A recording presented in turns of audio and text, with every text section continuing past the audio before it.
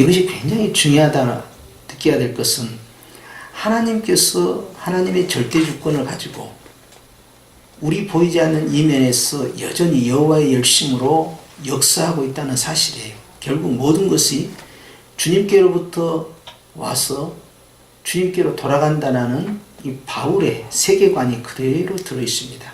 그래서 우리는 하나님 앞에서 내가 예수님 믿고 또 내가 다른 사람을 전도하고 하는 모든 과정이 인력으로 된 것이 아니라 이것은 성령으로 된 것이다 하는 것을 우리가 마음속에 기억하면 주님께서 에베소 2장 9절에 있는 말씀처럼 아무 육체도 자랑하지 못하게 하려 함이고 이것은 오직 하나님께만 영광 돌리기 위함이에요. 그래서 성탄이 임하였을 때 목자들에게 나타난 그 천군과 천사들은 지극히 높으신 하나님께 영광을 돌려라. 즉 성탄은 이 땅에 이 낮고 낮은 땅 그것도 이 마국간 교회에 임하신 것은 하나님께 영광을 돌려라 이렇게 말씀한 거죠. 그래서 참 망극하옵게도 예수님께서 이 땅에 오신 것이 이렇게 주님께 영광이 된 것처럼 우리가 예수님을 내 마음의 마국간에 모셔서 이제 거룩한 성전으로 변화되는 역사 이것도 하나님께 영광 되는 것입니다. 또 우리가 예수님을 모르는 사람 이제 그리스도 밖에 있는 사람을 그리스도 안으로 복음을 전파해서 이제 그 안에 예수님이 들어가시는 그래서 성령으로 말미암아 이제 예수님을 믿고 구원의 자녀가 되는 이 놀라운 일도 하나님께 영광 되는 것입니다. 그렇기 때문에 주님이 임하시는 것마다 하나님께 영광, 주님이 나타나는 것마다 하나님께 영광, 주님이 이제 사역하시고 역사하는 것마다 하나님께 영광으로 연결되어 있죠. 그래서 우리는 우리 인생에 있어서 예수님은 모두 다 하나님의 영광을 위해서 하신 것처럼 사람의 제일 된 목적은 뭐냐? 사람의 제일 된 목적은 그것은 하나님을 영화롭게 하는 것이라는 것. 그것이 굉장히 중요한 우리의 이 땅에 살아가는 삶의 목적이 되고 그래서 주님께서 너희가 무엇이 먹든지 무엇을 마시든지 다 하나님께 영광 그러니까 내가 하는 일을 가지고 하나님께 영광 이렇게 하라는 거예요. 그러면 거기에 누가 계셔야 되느냐? 예수님이 계셔야 되는 겁니다. 그래서 제가 이제 고민에 빠졌던 이유가 제가 예수님을 의지하고 예수님과 함께 예수님의 그 뜻을 이루어가서 하나님께 영광 돌리는 것이 아니라 내 계획과 내 뜻, 내 의지를 가지고 내가 그 일을 계획을 세우고 그 일을 추진을 한 거예요. 그리고 힘들 때 하나님께 도와달라고 했는데 그걸 통해서 하나님께 영광이 안 되더라는 거예요.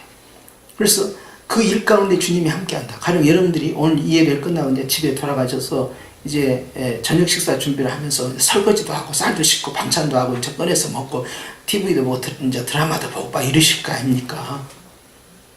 안 그래요? 그러잖아요. 그런데 그런 일상의 소소한 내용들이 하나님께 영광이 될까요? 안 될까요? 돼요. 그런 게 무슨 영광이 됩니까? 뭐 별것도 아니잖아요. 그게. 그 정도 가지고 영광이 될 수 있을까요? 라고 주님이 말씀하신 거예요. 뭐예요? 너희가 무엇을 먹든지 마시든지 이게 무엇을 하든지 어떤 일상적 소소한 일을 갖고도 하나님의 일이 된다 안 된다? 된다. 된다는 이야기. 아멘. 조건이 있습니다. 주님이 그곳에 함께 하셔야 돼요. 아멘. 따라서 이것이 임마누엘이다. 임마누엘이다. 그래서요. 예수님의 이름을 한 번도 임마누엘이라고 부른 적이 없습니다. 사복음서에. 그런데 오늘 이사야서 7장 14절을 인용하면서 그 이름을 임마누엘이라 하리라 했어요. 특이한 일이죠. 그러면서 해석을 해놨어요. 이는 하나님이 우리와 함께 하신다 하는 뜻이에요. 그런데 주님께서 마태복음 28장 20절에 가서 온 세상에 나가서 복음을 전파하라 하시면서 마지막에 벌지어다 내가 세상 끝날까지 너희와 항상 함께 있으리라. 그것을 보라는 거예요. 경험하라는 거예요. 체험하라는 거예요. 잊지 말라는 거예요. 볼지어다. 그것이 바로 임마누엘이다. 임마누엘을 경험해라. 누가? 첫째는 가는 사람. 너희는 가서. 두 번째는 모든 족속으로 제자를 삼는 사람. 동사형을 봐야 됩니다. 세 번째는요. 아버지와 아들과 성령의 이름으로 세례를 주는 사람이에요. 네 번째는 뭐예요? 내가 너에게 가르쳐 분부한 것을 지키게 하라. 지키게 해주는 거예요. 그래서 주님께서는요, 이 땅에 사역을 하실 때요, 꼭 4대 사역으로 가요. 첫 번째 사역은 두루 다니십니다. 이게 첫 번째 사역이에요. 사람들이 이걸 꼭 놓쳐요. 두루 다녀야 돼요. 두 번째는요, 천국 복음을 전파하셔요. 그리고 병든 자를 고치고 귀신을 쫓아내는 거예요. 그런데 주님께서요, 왜 두루 다니시냐? 복음을 전파하기 위함이다. 그 이면에는 뭐가 있냐면요, 이 사단 마귀가 욥기에 보니까 여호와 하나님 앞에 나타나가지고 너 어디 갔다 왔냐 그러니까 내가 세상 여기저기 두루 다니다 왔나이다, 이 짓을 하는 거예요. 그러니까 마귀가 두루 다니는데요, 예수님께서 우리 성도들 하여금요, 성령에 힘입어서 두루 다녀서 마귀가 흐트러 놓고 파손하고 훼손시킨 그러한 못된 악한 것들을 성령의 사람들이 다니면서 회복을 시키고 치유를 하게 하시고 질서를 잡게 만들고 하나님과의 바른 관계 형성하도록 두루 다니는데 어디까지 가느냐? 땅끝까지 가라는 거예요. 하나의 영역도 그 녀석에게 넘겨주지 말라는 거예요. 그렇기 때문에 우리는 두 가지로 움직이는데, 하나는 기도로 움직이고 하나는 전도로 움직이는 거죠. 근데 오늘 보니까 성령 하나님께서 말입니다, 예수님의 성탄에 주도적으로 개입을 하셨다는 사실. 즉 나의 나된 것은요, 내 안에 성탄이 임한 것은요, 성령의 주도적 사역으로 이루어졌다. 그래서 우리는 예수님의 닮은 꼴이에요.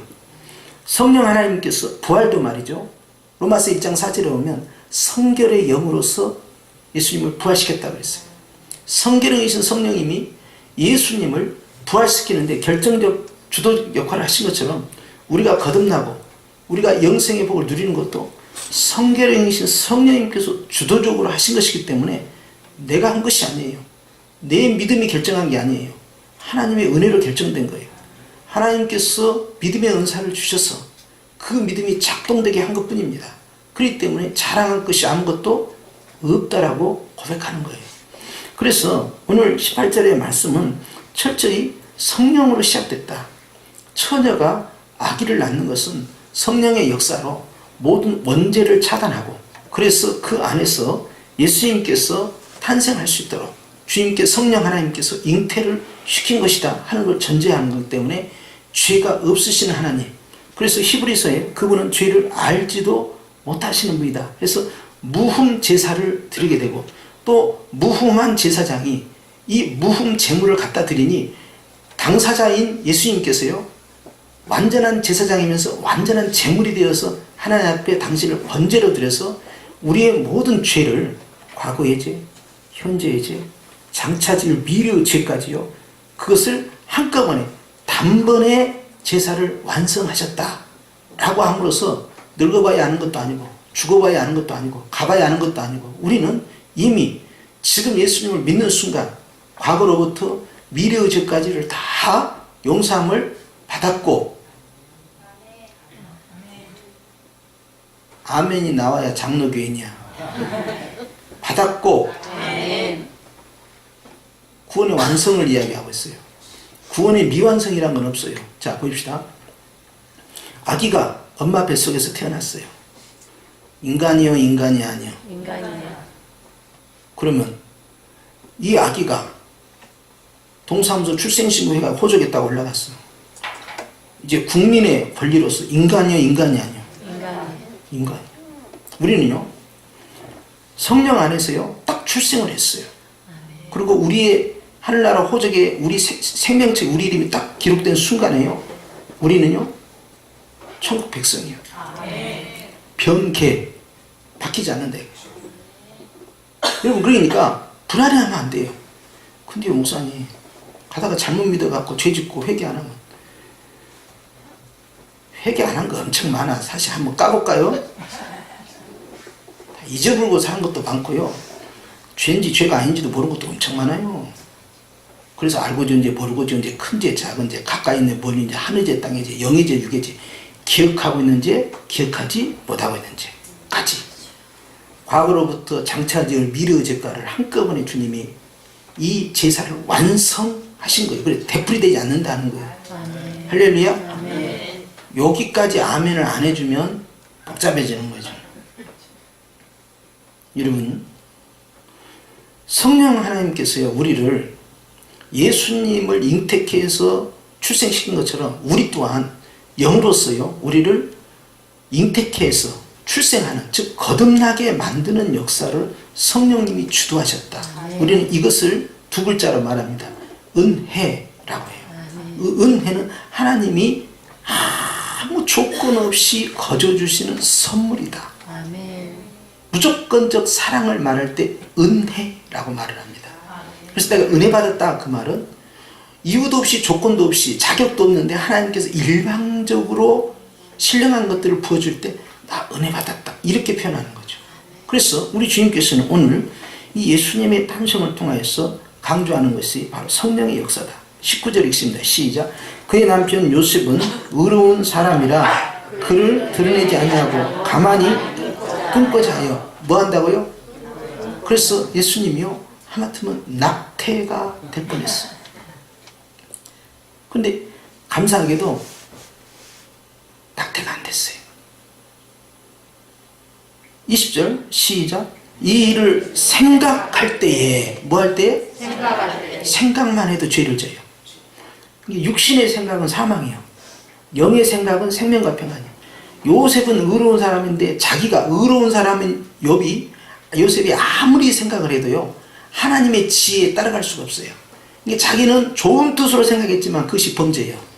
그러니까 생각하면 안 되고 성령을 쫓아가야 돼요. 아무리 천하의 다윗이라도 내가 성전을 지어 바치겠나이다. 생각은 좋아. 그러나 거기까지 너는 안 돼. 솔로몬이 해야 돼. 주님이 딱 선긋기를 해주는 거예요. 그러니까 할렐루야 아멘한 거예요. 그래서 자기가 하나님 앞에서요 감사 1000번제가 아니라 감사 3000번제를 드려버립니다. 다윗이. 그러니까 아들이 그걸 본받아서요 감사 1000번제를 드립니다. 이게 다 아버지한테 배운 거예요. 그리고 자기는 설계도 쫙 만들어 놓고요 모든 재료를 다 세팅을 다 해놓은 상태에서 그리고 그는 소천하게 되는 것이죠. 그런데 내가 아무리 선한 의도를 가지고 하나님 앞에서 정직하게 행한다 하더라도 하나님의 뜻과 맞지 않을 때가 있는데 바로 이 케이스가 그 케이스예요. 그래서 생각은 주님이 주는 생각이 있고요. 내가 내 안에서요 일어나는 생각이 있고요. 또 마귀가 주는 생각이 있는데요. 이것을 잘 이렇게 지혜롭게 분별하는 그런 은사가 있어야 돼요. 그러면 뭐 해야 되냐? 성경을 많이 읽고 그리고 기도를 깊이 해야 돼요. 그래서 하나님 앞에서 조심스러운 그 사역의 길을 한 걸음 한 걸음 가는 거예요. 지금 여러분 이 주보에 나온 거 이거요. 나 한 달 동안 씨름했어요. 내가 얼마나 긴장한지 아십니까? 내가 사람하고 의논을 안 했습니다. 왜냐하면요. 내가 처음에 짜는 초안은 결코 이것이 아니에요. 근데 이 주님은요. 다 바꾸기 시작하더라. 그래서 내가 할 말을 잃어버렸어요. 기도하지 않을 수가 없었어요. 이렇게 다를 수가 있을까? 주님은 다 바꾸기 시작하더라. 그랬어요. 내 생각이 때로는 주님이 준 생각일 때도 있지만 내 생각이 성령님의 생각하고 너무 다르더라고요. 이번에 그 일을 또 한 번 경험한 거예요. 그래서 두려워요. 무엇을 결정한다는 게. 말하는 것이나 보는 것이나 듣는 것이나 생각하는 것, 행하는 것이 다 죄뿐이에요. 그러니까 나는 잘했다라고 하는데 주님은 그것이 아니라는 거예요. 괴로운 거예요, 그게. 주님, 이것은 아닌 것 같은데요. 이 사람은 이쪽이 맞는 것 같은데요. 아니라는 거예요. 이쪽으로 가야 된다. 아니, 주님, 왜 그러냐면요. 내가 주님을 설득하려고 그래요. 아니, 그 상황이 지금 아니라는 거예요. 20절 시작. 이 일을 생각할 때에 주의 사자가 현몽하여 이르되 다윗의 자손 요셉아 네 아내 마리아 데려오기를 뭐하지 말라? 우선 자 마리아는 그 속에 뭐가 있어요? 성령으로 잉태된 아기 예수님이 계십니다. 여러분 우리는요 저 사람이 과연 예수님을 믿을까? 그런 사람들이 예수님을 믿는 케이스가 한두 건이 아닙니다. 저 사람은 저렇게 성격이 급하고 저 사람은 저렇게 뭐가 나고 저 사람은 가까이 하기에 너무 부담스럽고 성격이 까칠하고 또 집안에 있어서요 철저히 불교 신자, 철저히 캐톨릭 신자, 철저히 무신론자, 그리고 술을 좋아하는 사람, 저런 사람이 어떻게 예수님 믿을까라는 생각을 빨리 내려놔야 돼요. 주님은요 절대 거기에 동하지 않아요. 주님은요 내가 전도할 만한 사람을 성령님이 전도한다고 생각하시면 절대 안 돼요. 말도 안 되는 일들을 주님은 작동을 하고요. 이어령 교수님이요, 그분이요 20세기 한국에서 최고의 지성인이라고 알려져 있어요. 그런데 이어령 교수가요 어떻게 해서 그 무신론자의 대표학자, 지성인의 대표학자가 어떻게 기독교라는 예수신이라는 가장 지성인들이 봤을 때는 비지성적이고 비논리적인 그런 종교를 받아들일 수 있었을까? 이것은 지성인이 아니다 라고 굉장한 공격을 받았습니다. 그런데 그분이요 지식으로 주님을 믿는 게 아니에요. 그의 딸을 통하여서 주님께서 그를 만지시기 시작한 겁니다. 그의 가장 사랑하는 가족을 통해서, 자녀를 통해서 그의 마음을 뒤집기 시작하는 거예요. 그런 방법을 주님이 쓸 거라는 건 어느 누구도 상상도 못한 일이에요. 그런 대학자가 말이죠 마음을 돌이킨 거예요. 마치 바울이 회심을 한 것처럼 말이죠. 주님께 돌아왔는데요 그런 예는 한두 건이 아니죠. 저희 큰아버님 같은 경우도 주씨 집안에 이 큰 집이에요. 그러면 그분이 이제 그 전남 도경에서 국장을 했는데 한평에 가면 한평 합달이라고 있어. 근데 내가 젊었을 때 거기를 내가 아버지의 그 요청에 의해서 같이 동행하게 됐는데 거기에서 제를 지내, 제를. 그 의관 딱 있고 그리고 거기에 우두머리, 그리고 화순에 가면 화순에 능주 서원이 있어. 주씨 서원 굉장히 커요. 운동장처럼 커. 근데 거기서 제의를 지내요. 나는 대학생인데 그걸 보면서요 이야, 저런 분은 절대 예수님 안 믿을 것이다. 그 집 자녀가 약사가 있고 또 국정원에 다닌 분이 있고 다 이렇게 집안이 팡팡했어요. 그런데요 놀라운 사실은요 그 딸, 약대 나온 그 딸을 통해서 아버지 어머니를 바꿔버렸어요. 이게요 문중에 대들보가요 개종을 하는 것은요 이건 진짜 아니거든요. 그런데 주님은요 아무것도 아닌 거야. 그게 우리가 굉장히 이게 불가능해 보이지만, 그래서 항상 전도에 앞서는 것이 기도입니다. 왜 기도가 먼저냐? 그것은 성령의 역사가 개입되어야 된다. 어떤 사람은 뿌리기만 하고 어떤 사람은 거두기 한다. 어떤 사람은 뿌리고 거두기도 하고. 그런데 뿌리고 거두지 못할 때가 참 많습니다. 그런데 하나님께서요 꽁꽁 얼어붙은 땅 때가 되면 봄이 되잖아요. 그러면 싹이 나고 꽃이 펴갖고요 다른 순례자가 와가지고요 그 열매를 거두드려요. 그래서 요한복음 4장에 보면 뿌린 다음에 뿌린 자의 기쁨과 거둬들인 자의 기쁨이 있는데요, 보라 저 사마리아 여인이 넉 달이 지나야 추수하게 됐다고 하는데 넉 달 아니다, 벌써 추수하게 되었다. 그러면서 그 전도자의 그 사마리아 여인의 그 변화된 삶이요 엄청난 결과를 만들어서 한 동네를 다 복음화시켜버리는 거예요. 그런데요 성령께서 하시는 일은요 상상 초월입니다. 그래서요 우리는 전도뿐만 아니라 하나님의 일을 하는 영의 사람들, 그리고 이 성탄의 이 축복을 가지고 사는 사람들이요 항상 성령이 시작하셨기 때문에요 항상 성령으로 가야 돼요. 그러니까 기도하지 않을 수가 없는 거예요. 할렐루야. 오늘 주님께서요 성령으로 잉태된 자를 데려온 것을 두려워하지 말라는 거예요. 왜? 아니 정혼한 처녀가 임신했으면 유대 율법에 따라 돌로 쳐서 죽여야 됩니다. 그게 마리아가 죽임을 당할 것 같으니까 가만히 낙태를 시켜서 아기는 죽이더라도 이 여자는 살려야겠다, 그런 생각한 거예요. 그러니까 얼마나 착한 마음을 가졌어요.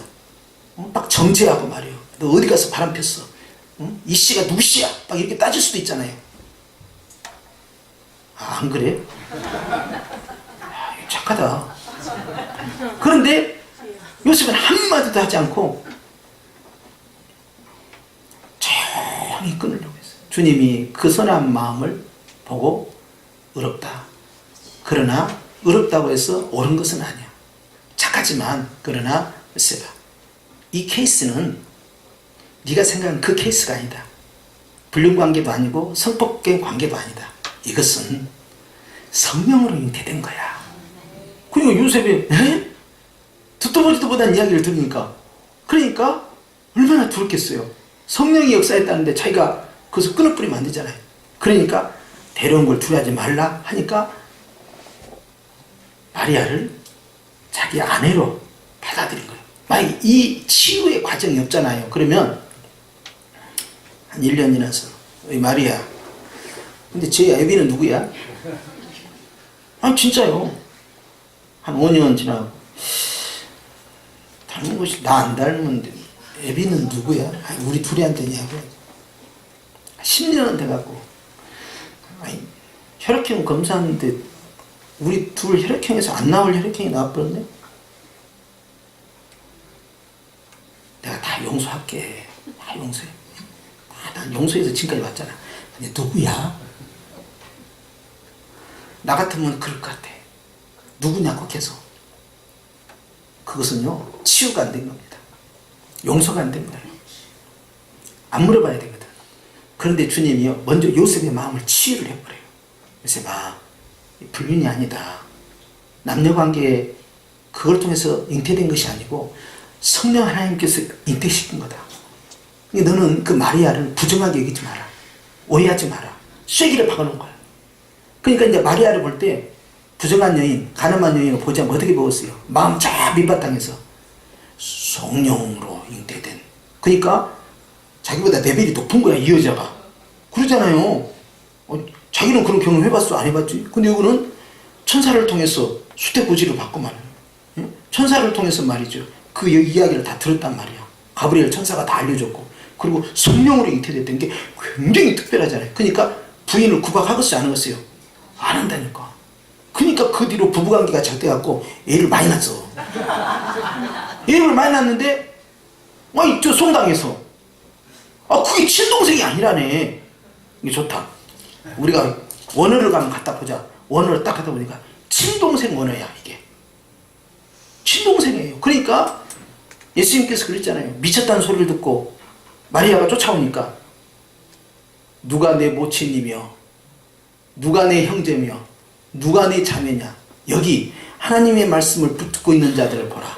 이들이 바로 나의 모친이요 형제요 자매요, 즉 내 진정한 영적 가족이다 그랬어요. 말씀을 통해서 은혜가 하나가 되지 않냐면요, 영적인 결합이 불가합니다. 그러니까 주님께서요, 말씀에 들어와 있는 바로 이들이야말로 진정한 나의 영적 공동체다. 그걸 선언해버린 거예요. 뭐 그렇다고 해서 어머니를 배제한 건 아닙니다. 원리를 주님이 말씀하신 거예요. 자, 오늘 주님은요, 이렇게 성령으로 시작된 이 놀라운 사실 앞에서 요셉의 상한 마음을 치유하고 있고 그 의심을 해소를 시켜줘서 마리아에 대한 어떤 부정적인 생각을 가지지 못하도록 함으로써 부부관계가 원만하게 되도록 성령 하나님께서 만들어 주셨다는 거예요. 할렐루야. 그래서 요셉은 더 이상 마음으로 생각으로 정죄하지 않고 죄짓지 않습니다. 그러잖아요. 사람이 술 한잔 딱 들어가면 코는 내 것이 아닌데 시애미 것도 아니고 옆집에 개똥이네 거. 이게 없어졌던 거예요. 할렐루야. 그러면서 주님이 21절 시작. 아들을 낳으리니 이름을 예수라. 예수의 뜻이 뭐냐? 예수. 예수 또는 이 예수는 히브리어로 말하면 여호수아. 여호수아. 히브리어로. 헬라어로 예수. 이렇게 하는 거예요. 그 뭐냐? 구원할 자다. 구원할 자. 그다음에 그리스도. 그 메시아. 메시아는 기름 부음을 받았다. 그래서 예수 그리스도 거기다 하나를 더 붙여요. 바울은 우리 주 예수 그리스도 이렇게 들어가요. 이게 그 단어 하나가 굉장히 그 주자가 이 키리오스 주자를 딱 갖다 붙이는 이것이 하나님 앞에 여호와 하나님께 붙이는 주자를 딱 갖다 붙인 거예요. 그러니까 예수님은 하나님의 아들이면서 예수님은 하나님이십니다. 이 고백을. 그래서 이거 로마서 9장 6절에 있는 것처럼 예수님은 하나님이시다. 이 선포를 하는 거예요. 하나님의 아들이면서 하나님이에요. 그래서 우리 주 예수 그리스도 이렇게 가는 거예요. 그러니까 예수 하니까 해석이 딱 돼 있죠. 시작. 이는 그가 자기 백성을 그들의 죄에서 구원할 자이심이라. 이렇게 길게 해석을 했어요. 구원자라는 구원자. 죄에서 구원하자. 이것이 바로 예언의 결과라는 것입니다. 베들레헴에 대한 예언이 미가서 5장 2절에 나와 있는 것처럼 이사야서 7장 14절에 있는 내용을 그대로 예언한 22절 시작. 이 모든 일이 된 것은 주께서 선지자로 하신 말씀을 이루려 하심이니 이르시기 보라 처녀가 잉태하여 아들을 낳을 것이요 그의 이름은 임마누엘이라 하리라 하셨으니 이를 번역한즉 하나님이 우리와 함께 계시다 함이라. 아멘. 자, 처녀는 원어상에서는 젊은 여자예요. 그런데 성경에서는 이거 어떻게 적용하냐? 이 마태나 마가나 누가나 요하나 이 처녀를 사도들은 적용할 때 그것은 단순히 젊은 여자가 아니라 젊기만 한 게 아니라 수천년을 의미할 때 이 단어를 딱 집어넣어버리고, 자 그러면서 아들을 낳을 것인데 이름이 임마누엘이 아니라 한 번도 임마누엘 부른 적이 없어요. 그럼에도 불구하고 예수님은 우리에게 누구시냐? 임마누엘이다 이거예요. 하나님이 함께 하신다. 그래서 주님께서 마태복음 28장 20절에 바로 임마누엘을 선언하고 가셨는데 중요한 건 여기입니다. 이사야서 7장에 의해서 예수님은 누구라고요? 임마누엘. 그런데 그 예수님이 우리에게 성탄을 하셨습니다. 즉 우리에게 임마누엘 하셨습니다. 여기서 중요한 게 있어요. 오전에 말씀드린 것과 똑같은 맥락인데 예수님이 나에게 성탄하신 것을 내가 늘 체험하고 느끼며 누리면서 사는 것이 중요한 것처럼 예수님이 임마누엘 하신 것을 내가 늘 나의 삶 가운데 사건 가운데 상황 가운데 환경 가운데 어려움 가운데 느끼고 누리고 체험하고 사는 경험이 많으면 많을수록 은혜가 더 풍성해지고요. 고난 가운데에서 역경 가운데서 이러한 것들이 더 많이 드러나면 드러날수록 신앙이 훅 자라나게 돼요. 그렇기 때문에 이제 우리에게 중요한 것은요, 성탄하신 예수님이 아니라 그 예수님과 함께 어떻게 동거하며 살아가느냐. 볼지어다 문 밖에서 내가 문을 두드리니 누구든지 내 음성을 듣고 문을 열면 나는 그로 더불어 먹고 그는 나로 더불어 먹으리라. 일상의 생활이 시작되는 거예요. 생활이. 그러니까 먹고 마시는 걸 통해서 하나님께 영광이 된다. 조건은 뭐예요? 누구와 함께? 예수님과 함께. 예수님과 함께 먹고 예수님과 함께 마시고 예수님과 함께 설거지하고 예수님과 함께 화장실 청소하고 예수님과 함께 청소기 돌리고 예수님과 함께 걸어다니고 예수님과 함께 움직이고 이 모든 것이 내 일이요 주님 일이요 주님 일이 돼요. 자, 설교하고 내가 이렇게 여러분들에게 말씀을 가르치는 것만 주님의 일이 아니라 내가 만약 여기서 성령이 소멸되고 예수님의 역사가 없는 상황에서 말씀을 아무리 가르치잖아요. 그것은 주님의 일이 아니고 그것은 내 일이 되고 영의 일이 아니고 육의 일이 되는 거예요. 마찬가지예요. 우리가 가정에 돌아가서도 일상생활을 하면서도요, 밥 먹으면서도요, 또 미역국 먹으면서요, 또 우리가 떡국 먹으면서요, 또 호떡 먹으면서요, 우리가 또 음료수 마시면서도 어디를 가든지 주님과 함께 움직이고 주님과 함께 생활하고 주님과 함께 동행하면 거기에 성령의 역사가 임하는 것이에요. 물론 우리가 죄짓고 우리가 나쁜 짓 하고 그럴 때 주님께서는 슬퍼하시고 성령이 내 안에서 소멸이 되시겠죠. 그러나 그런 걸 말하는 게 아니에요. 우리가 범죄하지 아니하는 일상적 삶 가운데에서 주님과 함께 동행하는 그 일이 내 일이 아니고 주님의 일이고 그 일이 바로 거룩한 일이 된다 이 말이에요. 그러니까 내가 직장에 가서 돈을 벌고 내가 사업장에 가서 돈을 벌고 내가 학교에 가서 공부를 하고 이 모든 것들이요, 그것이 영적인 일이 될 수도 있고 육적인 일이 될 수가 있어요.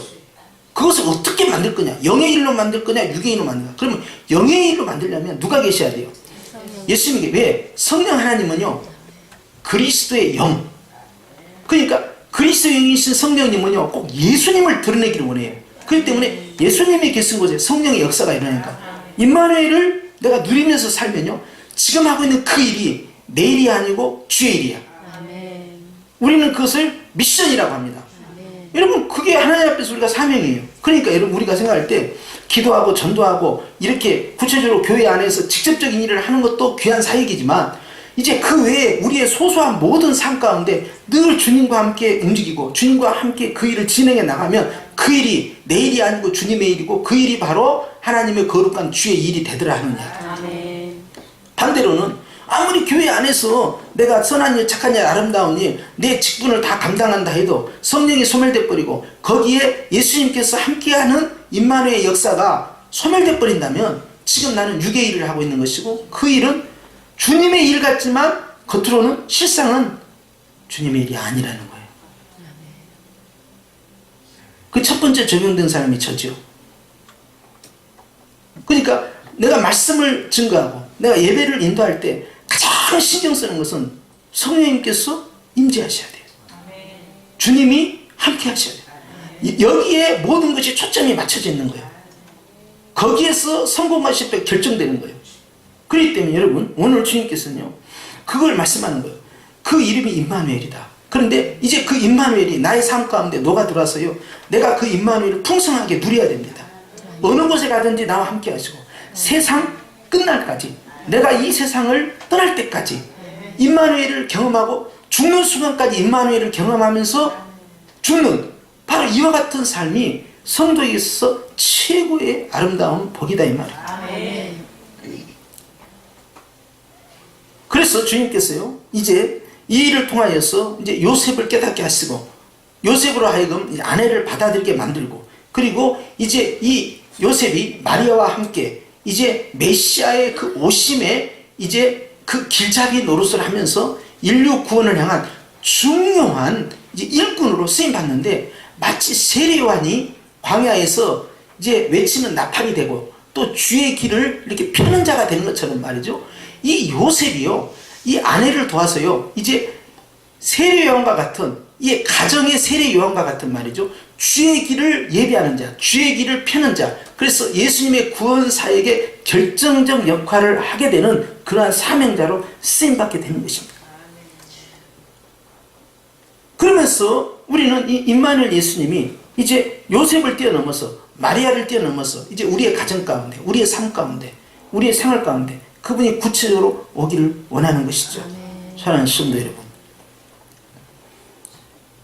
예전을 통한, 즉 예배를 통한 하나님께 나아가는 임마누엘 복뿐만 아니라, 즉 예배는 하나님을 만나는 거고, 예배는 하나님의 음성을 듣는 거고, 예배는 하나님의 영광을 보는 것인데, 근데 그걸 뛰어넘어서 예배 이후의 모든 삶이 임마누엘이 지속되는 이 일을 여러분 집중해야 됩니다. 아멘. 나의 소소한 일상적 삶이 주의 일이 되려면, 그러한 것들이 하나님께 영광이 되려면, 그러한 일들이 주님께서 기뻐 흠양하시는 거룩한 일이 되려면 우리는 임마누엘에 집중을 하셔야 됩니다. 아멘. 우리가 하는 일이요, 밤새도록 그물을 던졌지만 얻은 것이 없어서 수고만 하고 끝나버리는 그런 삶이 돼서는 안 돼. 그게 뭐냐?